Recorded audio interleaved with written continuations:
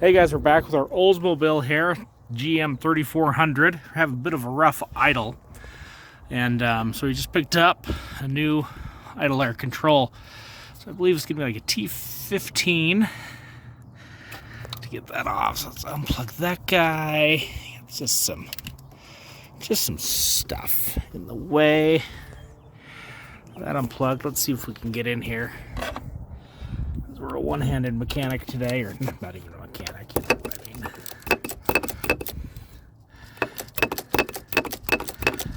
So we can take that side out. Then we're going to snake in here and get this side as well. It just fits right on top of everything. Okay, so let me get rid of this, pull it out, and I'll be right back. I got the second one out here and it just kind of pops out. Just like that. Oh, I don't want to drop that screw. The O-ring is still in there, but it's, whoa. That's gooey. It's all carboned up. So let's just kind of, I'm gonna go O-ring out. Got our new part right here. It looks so much better and cleaner, and that plunger will probably move how it's supposed to get the air where it's supposed to go. Jeez, I had just set up. Anyway, I had to use the original screw for there and there.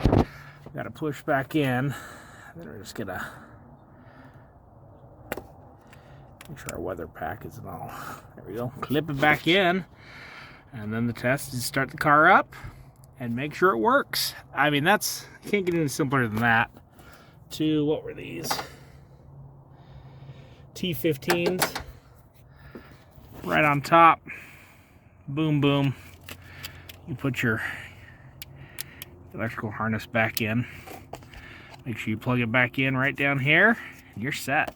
So guys, if you like what you saw, thumbs up, smash that subscribe button, and we'll see you all next time.